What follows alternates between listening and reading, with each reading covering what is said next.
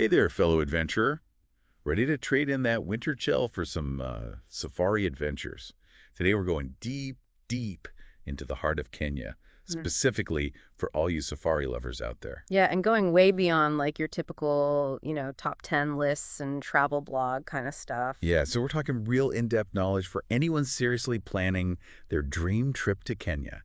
Think of it as like your ultimate safari planning guide, but way more fun. Absolutely. So we've got some amazing source material for this deep dive. First up, we've got excerpts from a book called Safari Adventures in Kenya. Sounds promising, right? For sure. And to add even more depth, we've got articles on Kenyan geography, the different types of ecosystems and stuff. Plus, we'll be diving into biodiversity and all the amazing conservation efforts happening over there. It's going to be a good one. So are you ready to explore the heart of Africa? Let's do it. All right. Now, I know when most people think of Kenya, they picture those like classic wide open savannas. But Kenya's got to be more than just savannas, right? Oh, way more. Kenya, it actually has like a really impressive range of ecosystems. I mean, think about it. You've got you've got soaring mountains, you've got lush highlands, you've even got coastal plains bordering the Indian Ocean. Whoa, wait, hold on. So you're saying we could climb a mountain A&D chill on the beach all in one trip? You got it. And don't forget the deserts and the wetlands. Kenya's got it all. Okay, I'm already sold. This is amazing. And it's that incredible variety, like the mix of all these ecosystems, that makes Kenya a global biodiversity hotspot. Uh, Basically, it means it's home to a crazy amount of plants and animals. We're talking over 35,000 different species. Wow, that's a lot of species. Yeah, and a lot of them are endemic, too. Endemic. What's that mean? Oh, right. That means they're only found in Kenya, nowhere else on Earth. No way. So Kenya's like a super special place for, anyone who loves wildlife and wants to see something truly unique. Exactly. It's a pretty special place. And speaking of unique, did you know that Kenya is home to the second highest peak in all of Africa? Mount Kenya, yep, and it's incredible. I can only imagine. What's it like? Well, as you climb, the landscape totally transforms. I mean, you go from lush forests at the base to like rocky glaciers near the summit. Pretty incredible, right? That sounds epic. I'm adding Climb Mount Kenya to my bucket list right now. Okay, but let's be real. The first thing that pops into my head when I think of a Kenyan safari is those iconic big five animals. Lions, leopards, elephants, rhinos, and buffalo. Of course, the classic safari experience. But there's a little twist to the whole Big Five thing. It actually started with hunting, not conservation. Really? I never knew that. Yeah, back in the day, these animals were considered the most dangerous to hunt on foot. I see. So it's not really about their ecological importance, but more about the challenge they pose to hunters. Exactly. It really makes you think about how, our perspective on wildlife has changed over time. It totally does. Okay, so we know these animals are incredible and all, but sadly they also face a ton of conservation challenges, especially rhinos, right? Yeah. Poaching for their horns has been devastating for rhino populations. That's heartbreaking. It is. It's a harsh reality. Even amidst the beauty of a safari, those threats are still very real. For sure. But let's shift gears a bit and talk about some of those other amazing creatures we might encounter. Beyond the big five, what else should we be excited to see on a Kenyan safari? Oh man, there are so many incredible animals. Where do we even begin? Okay, how about cheetahs? The fastest land mammal on the planet. Cheetahs are so graceful. I'd love to see them in action. You would. And then, of course, you've got giraffes. Those gentle giants just gracefully munching on treetops. I'm obsessed with giraffes. They're so unique. Totally. And speaking of unique, have you ever noticed how every zebra has its own distinct stripe pattern? Like Oh, a wow. fingerprint. No way. I had no idea. Yep, every single one is different. Amazing. Okay, what else? What else? Let's see. Oh, you can't forget about the hippos chilling in those rivers and lakes. Hippos. I love hippos. Me too. Yeah. But just heads up, they're actually one of the most dangerous animals in Africa. Hold up. What? More dangerous than lions? For real. They can be super territorial, especially when they feel threatened. Don't let those cute, chubby cheeks fool you. Okay, noted. I'll admire them from a safe distance. Good idea. And speaking of amazing wildlife, Kenya's bird life is out of this world. I mean, over 1,100 recorded species. Wow, that's a bird watcher's paradise. Okay, there's one more thing I have to ask about. One of those natural events that just blows your mind. Have you ever seen the Great Migration in person? Oh, the Great Migration. It's more than just a spectacle. It's like a vital heartbeat of the ecosystem. I bet.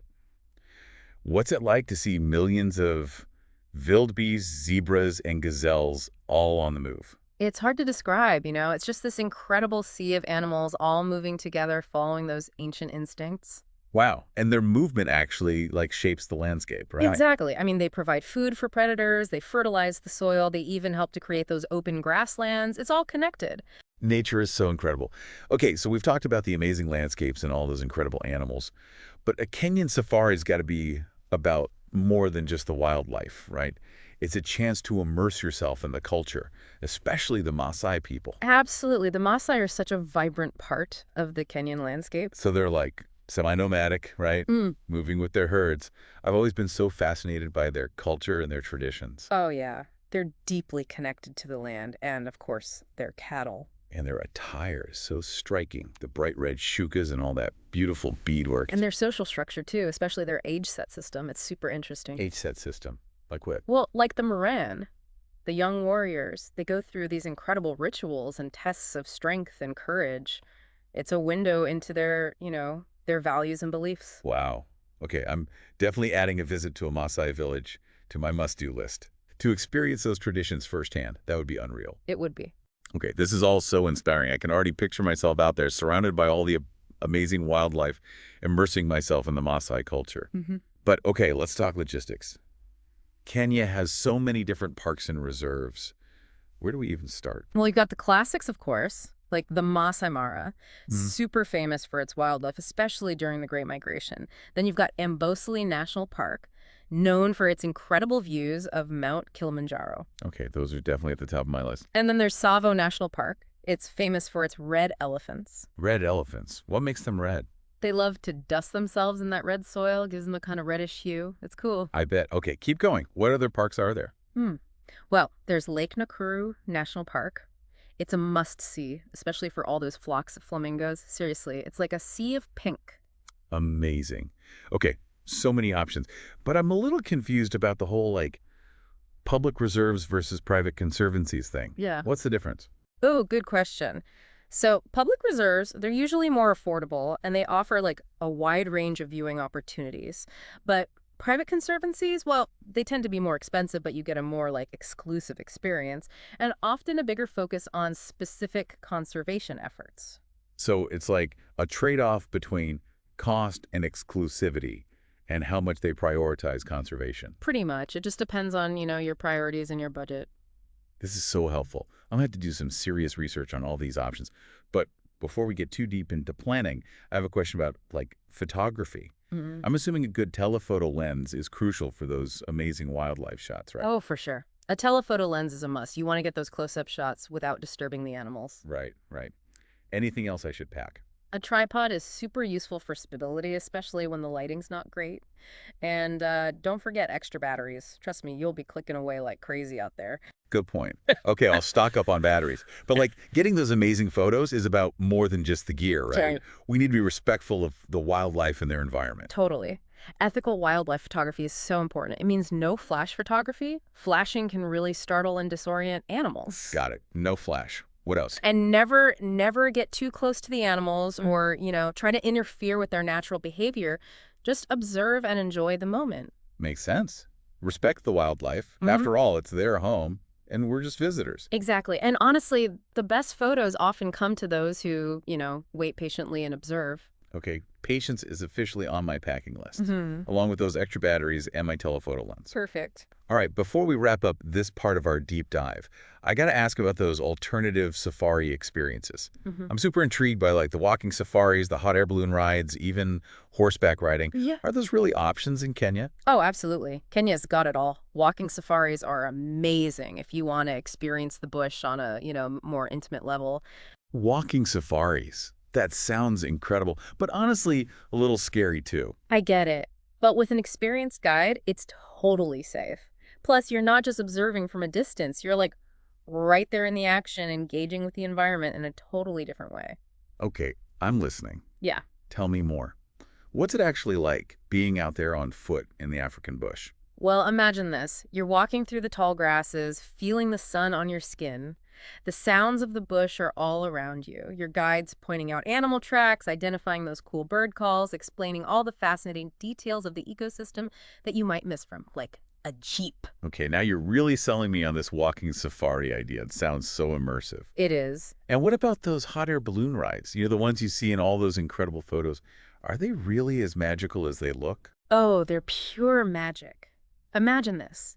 You're gently lifting off at dawn, right? And the African sun is just starting to paint the sky with all these amazing colors, like oranges and pinks and purples.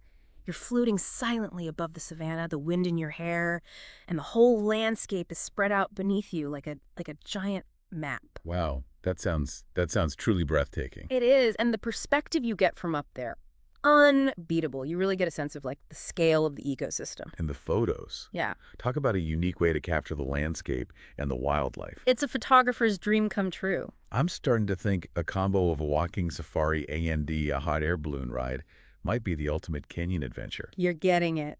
This is amazing. Okay, we've got to continue this Kenyan safari deep dive in part 2. There's still so much more to explore. All right, I'm ready to keep exploring Kenya. We've talked about those incredible animals, the Maasai people, but we can't forget about all those different landscapes you mentioned, right? Like those coastal plains. Ah, yes. The coast. It's easy to get so focused on the safari experience that we forget about the beaches. I know, right?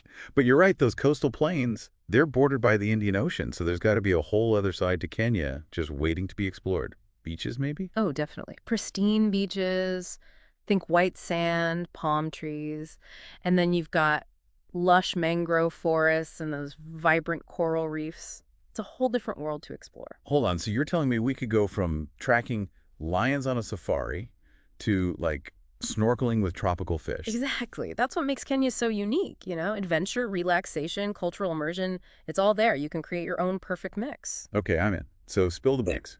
What are some of those must-see spots along the coast? Give me the highlights.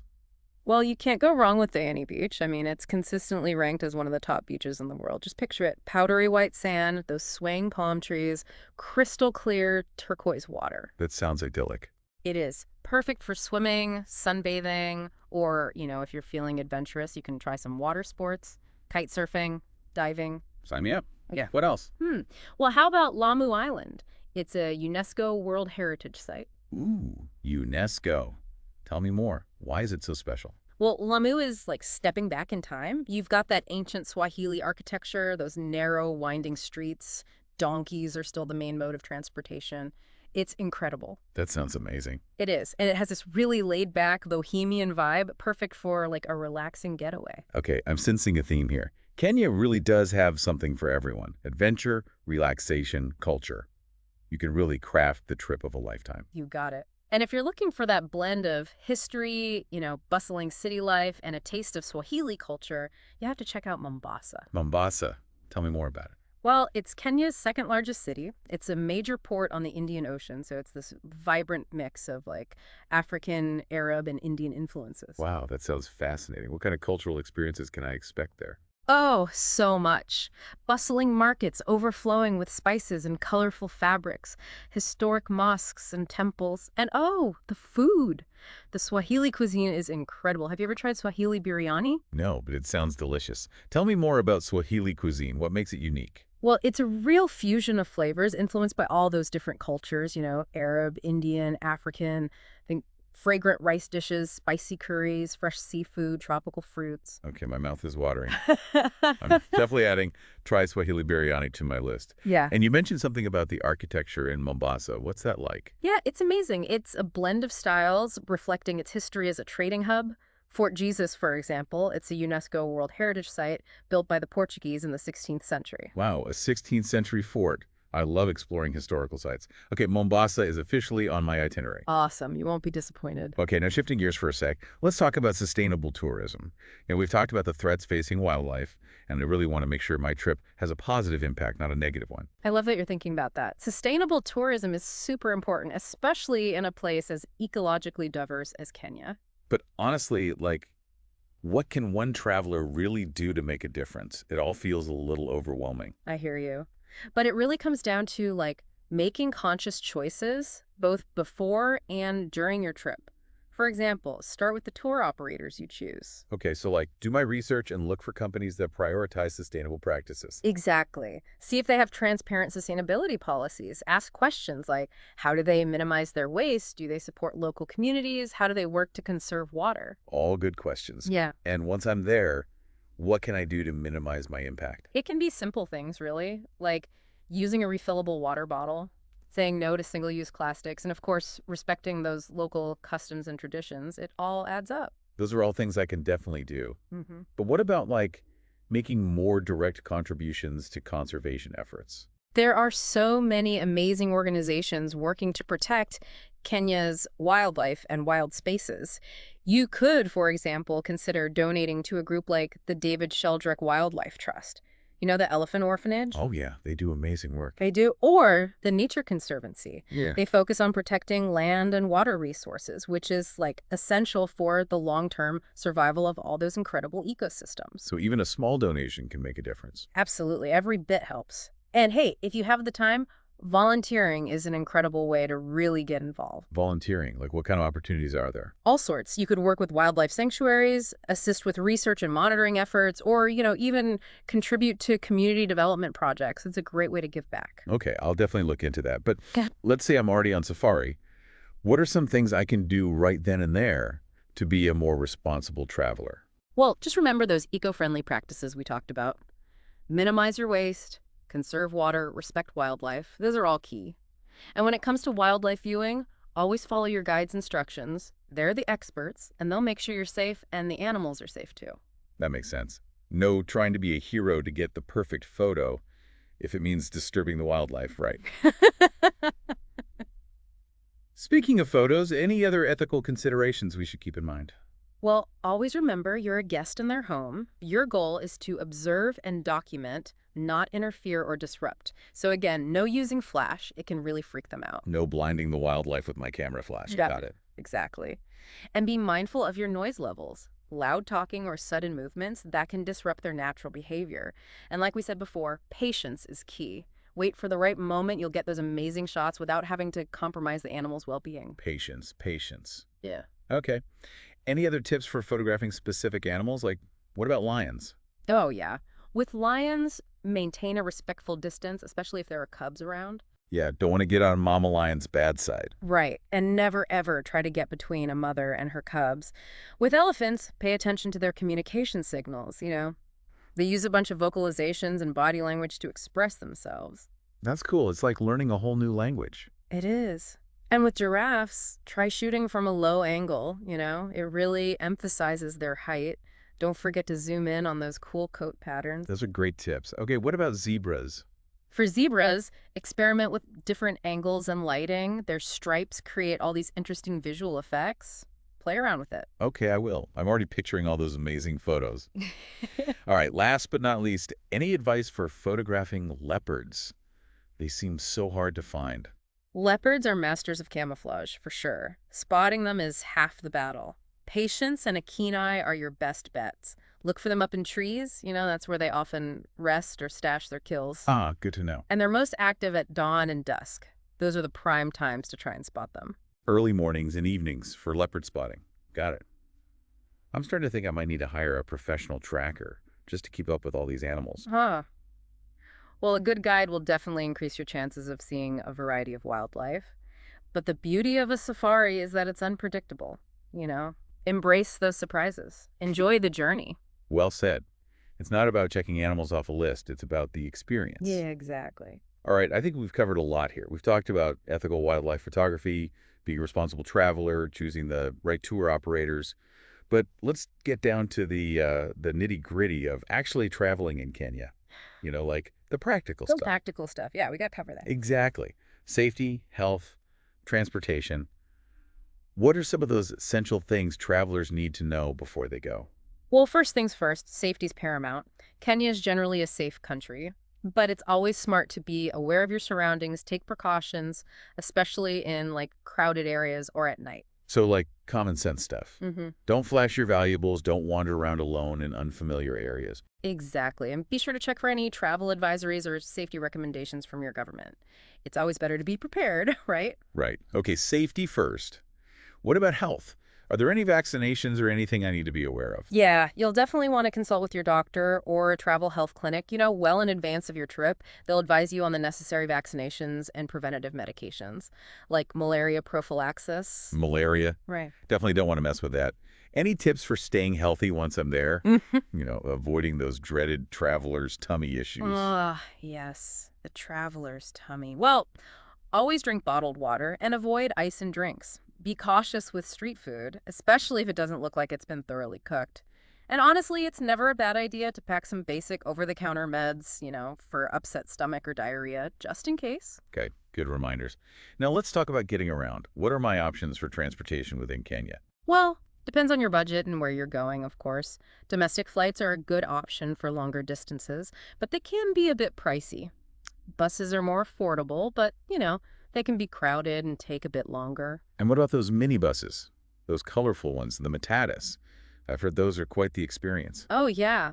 Matatus are a fun and affordable way to get around, especially in the cities. They're known for their, crazy decorations and loud music. Sounds like an adventure. It is! Just be prepared for a bumpy ride. What about renting a car? Is that a good option if I want to explore on my own?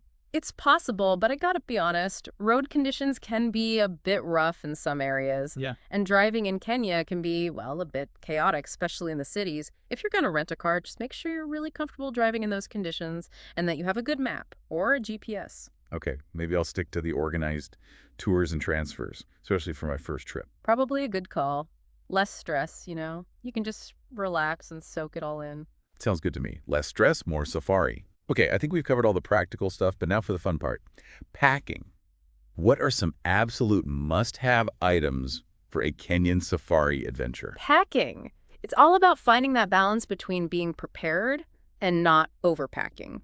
Comfortable clothing is a must, especially breathable fabrics. It gets hot out there. Right. Lightweight layers are always a good idea. Definitely. And don't forget the sun protection essentials. A wide-brimmed hat, sunglasses, and high SPF sunscreen. Oh, and insect repellent. I've heard the mosquitoes can be pretty intense. For sure. Pack that bug spray, and don't forget a good pair of binoculars for spotting all those amazing creatures. Okay, clothes, sun protection, insect repellent, binoculars. Yeah. Check. What about footwear? Sturdy, comfortable walking shoes are key. You'll be doing a lot of walking, even on those game drives. And if you're planning on any hikes or, nature walks, consider packing some hiking boots for extra support. Good point. Don't want to get sidelined by blisters. All right, now let's talk photography gear. We've already talked about the telephoto lens and tripod, but any other gadgets you'd recommend? Well, if you're really into photography, a polarizing filter can be helpful. Reduces glare, enhances colors, especially in that bright sunlight. And a beanbag or a clamp can be handy for stabilizing your camera on uneven surfaces. Those are good tips. And of course, can't forget those extra memory cards and batteries. Oh, for sure. Don't want to miss that perfect shot because you ran out of space, right? And while we're on the subject of capturing memories, I always recommend packing a journal or a notebook. Oh, I love that idea. It's so easy to get caught up in taking photos and videos that we forget to just be present and soak it all in. Totally. A journal's a great way to, capture those thoughts and feelings and memories. Awesome. All right, any other packing essentials I should know about? Let me think. I guess the most important thing you need to pack is a sense of adventure and a willingness to embrace the unexpected. A Kenyan safari, it's a journey, not just a destination. Be open to new experiences. You'll create memories that last a lifetime. Beautifully said. Yeah. I think we've covered just about everything. From choosing the right tour operators to packing those essential items, I feel like we've given our listeners a pretty good roadmap for planning their Kenyan adventure. I think so too. All right, let's take a little break and then come back for the final part of our deep dive, where we'll really delve into those incredible alternative safari experiences.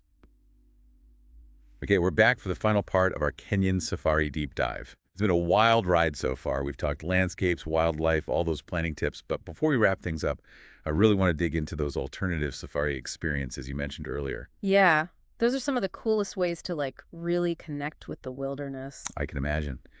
Stepping out of that Jeep and experiencing the bush on a whole new level.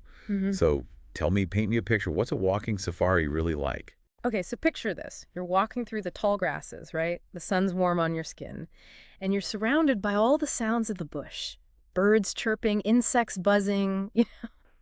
And your guide, they're pointing out animal tracks, they're identifying bird calls, and they're explaining all those little details of the ecosystem that you just wouldn't notice from inside a vehicle. Wow, that sounds incredible. It's like you're really a part of the landscape, not just, observing from a distance. Yeah. But I got to admit, the idea of being on foot in the African bush, surrounded by all those wild animals, kind of scary. I get it, I get it. It can sound a little intimidating, but trust me, with an experienced guide, it's completely safe. And the rewards are huge. You're engaging all your senses. You're feeling the ground beneath your feet. You're smelling the scents of the savannah. It's a whole different experience. And you mentioned that we might see animals that we wouldn't typically see on a regular game drive. Oh, absolutely, because you're Wow. moving slower, quieter. You're Yeah. more likely to see those smaller creatures that are often missed, like those colorful birds, interesting insects, even tracks and signs of nocturnal animals. Makes sense. Okay, I'm convinced. Walking safari is officially on the list. Yeah. Now, those hot air balloon rides, I've seen the pictures. They look magical. Yeah. But is it really like that in person? It's even better. Imagine this. It's dawn. The African sun is rising, painting the sky with these unbelievable colors, oranges, pinks, purples, and you're gently lifting off, floating silently above the savannah, the winds in your hair. You see those herds of animals moving across the plains, the rivers reflecting the light, and the vastness of the Masai Mara just stretching out as far as you can see. Wow, that sounds breathtaking. It truly is. And the perspective you get from up there is like nothing else. You can really appreciate the scale of the ecosystem. And the photos you could take. Oh, yeah. A photographer's dream, that soft golden light, the aerial views, you can capture some amazing images. I'm already picturing it. Okay, I'm thinking maybe a combo of a walking safari A&E, a hot air balloon ride. The best of both worlds. Now you're talking. And hey, what about a horseback riding safari? Oh, right. Horseback riding through the African bush. That's got to be an experience. It is. You're riding through the savannah, feeling the wind, smelling the earth and the grass. You're moving with the horse. It's like you're a part of the landscape and you're at eye level with the wildlife. So you get this whole different perspective. Amazing.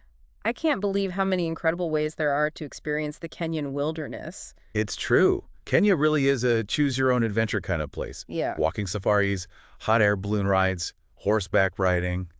There's something for everyone. Well, this has been an awesome deep dive. I feel like we've covered everything from the iconic wildlife and the cultures to all those practical planning tips. And now I'm seriously considering all these amazing alternative safari experiences. Like, who knew there were so many options? Right. Kenya has so much to offer. It does. So, to our listener who is now probably dreaming of their own Kenyan adventure, what's the one piece of advice you would give them? I'd say do your research, choose experiences that really speak to you, and most importantly, go with an open mind. Kenya is a country that will surprise you, Embrace the unexpected, and you'll have an experience you'll never forget. Couldn't have said it better myself. Well, on that note, I think it's time to wrap up our Kenyan safari adventure. Thanks for joining us. Keep exploring, keep dreaming, and keep diving deep into all those amazing destinations